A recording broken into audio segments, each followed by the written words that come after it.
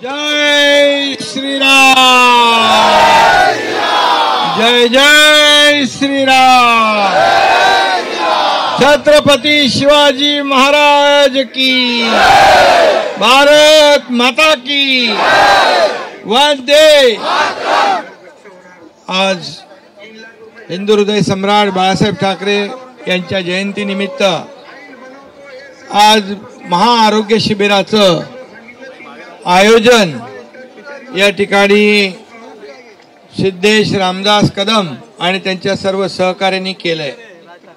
आजच्या या कार्यक्रमाला उपस्थित या विभागाचे लोकप्रिय खासदार गोपाळ शेट्टीजी, या विभागाचे लोकप्रिय आमदार अतुल भातखळकरजी, बाजूला लागून असले, तो बाजूला आहे ना, बाउंड्रीचा आमदार प्रकाश सुर्वेजी, महापालिका आयुक्त आहेत, सर्व मान्यवर आहेत, आयोजक सिद्धेश आहे, शंकर हुंडारे, शीतलताई म्हात्रे, व्यासपीठावरील सर्व शिवसेना भाजपा महायुतीचे सर्व पदाधिकारी कार्यकर्ते आणि जय आता या आरोग्य शिबिरामध्ये आलेत नागरिक, शिबिराचा लाभ घ्यायला ते बंधू भगिनी आणि मातानो, खरं म्हणजे एक डीप क्लीन ड्राईव्ह मुंबईमध्ये आपण सुरू केला आहे।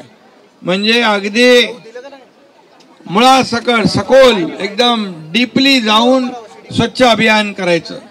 रस्ते चांगले स्वच्छ केले पाहिजे, त्यावरचं डेब्रिज माती काढली पाहिजे, ते रस्ते पाण्याने धुतले पाहिजेत आणि त्या पाण्याने म्हणजे पिण्याचं पाणी नाही वापरत, आपण रिसायकल वॉटर वापरतो आणि त्यामुळे गटार, फुटपाथ, नाले, पब्लिक टॉयलेट या सगळ्याची सफाई झाली पाहिजे। असं 1-1.5 महिन्यापूर्वी आपण हे अभियान सुरू केलं आणि आपल्याला मला सांगायला आनंद वाटतो की आपल्या मुंबईतलं प्रदूषण 350 होतं, ते आता 100 वर 80 वर आलेलं आहे।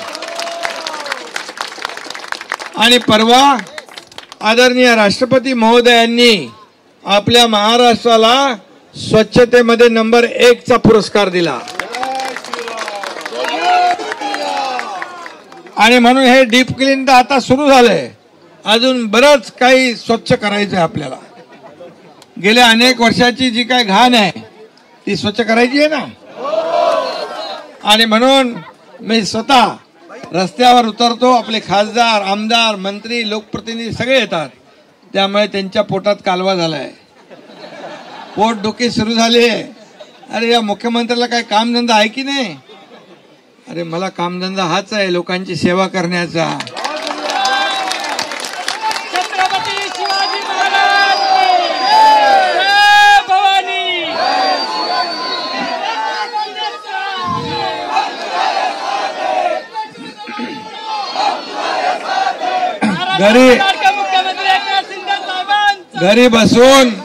घरी बसून लोकांची सेवा करता येत नाही, बरोबर ना?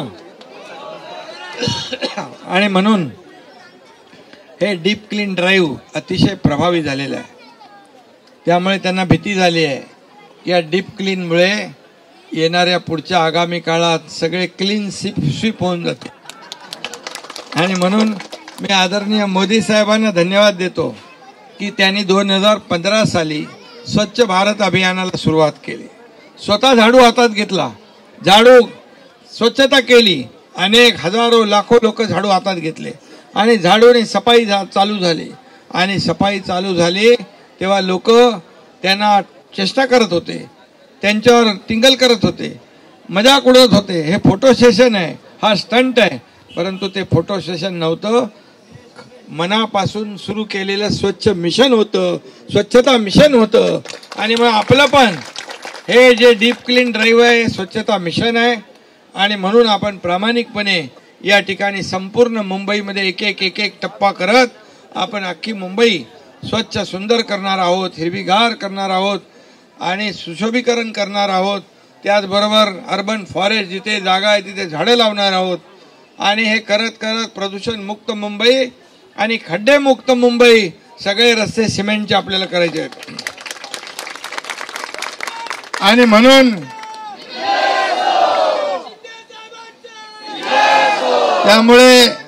त्यामुळे हे स्वच्छता अभियान आता हजारो लोक सामील होत आहेत, NGO येत आहेत, तिथं शाळेतली मुलं येत आहेत, कॉलेजची मुलं येत आहेत. या मोठ्या प्रमाणावर याच्यामध्ये सहभाग वाढल्यामुळे हे काय मुख्यमंत्र्यांचं अभियान एकट्याचं नाही, मुंबई महापालिकेचं नाही किंवा सरकारचं नाही, तुमच्या सगळ्यांचं हे अभियान आहे. आणि म्हणून लोक चळवळ या ठिकाणी होते. त्यामुळेच त्यांना भीती वाटते पुढं काय होणार. असं जर चालू राहिलं तर आपलं काय खरं नाही. पोटदुखी सुरू झाले आणि त्यासाठी त्यांच्यासाठी पण आपण बाळासाहेब ठाकरे आपला दवाखाना मोफत इंजेक्शन आणि गोळ्या पण ठेवलेल्या आहेत. तुमच्याकडे आहे का नाही बाळासाहेब ठाकरे आपला दवाखाना? तुम्ही काय म्हणाला त्यांच्या तिकडे, त्याच्यासाठी ठाण्याला आहे सगळी व्यवस्था आहे. त्यामुळे आपण आपलं काम करत राहू. त्यांना काय बोलायचं ते बोलू द्या. आपण त्यांच्या आरोपाने कामातून उत्तर देऊ आणि म्हणून आपण त्यांना काही लक्ष द्यायचं नाही. आपण जनतेची कामं करायची, जी आपल्याला संधी मिळाली ते सोनं करायचं. आणि म्हणूनच येणाऱ्या आता काय निवडणुका पण लवकर येतील. निवडणुकीचा काय प्रचार नाही, आरोग्य शिबिर इकडे आहे. पण काही लोकांना त्याची ट्रीटमेंट आतापासून द्यायला लागते आपल्याला. काही लोकांना गोळ्या लागतात, मग गोळ्या काही लोकांना इंजेक्शन लागतं. ते सगळं इथं ठेवलं की नाही सगळं.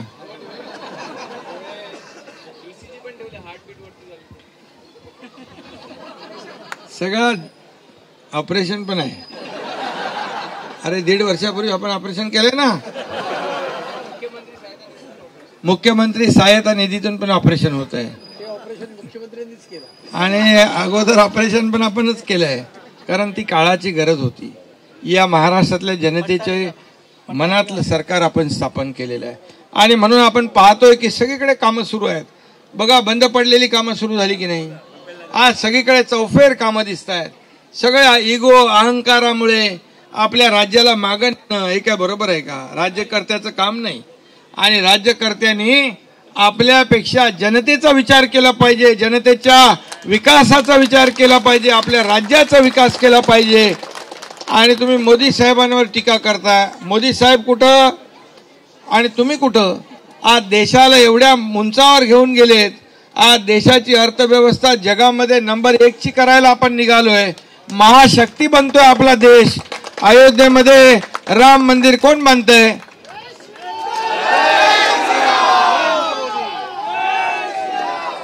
अयोध्येमध्ये राम मंदिर कोण बांधतंय?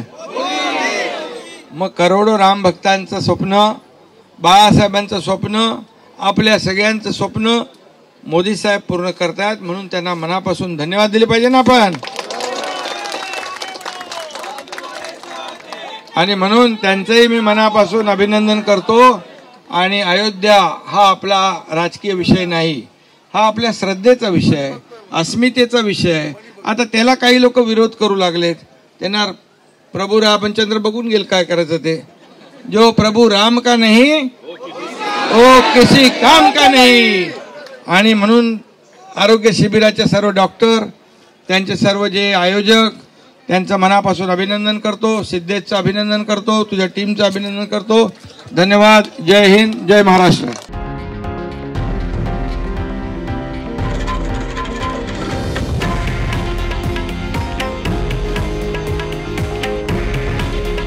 हे आहे देशातील नंबर 1 न्यूज नेटवर्क आणि आपण पाहत आहात TV9 मराठी. काळजी तुमची, हित महाराष्ट्राचं.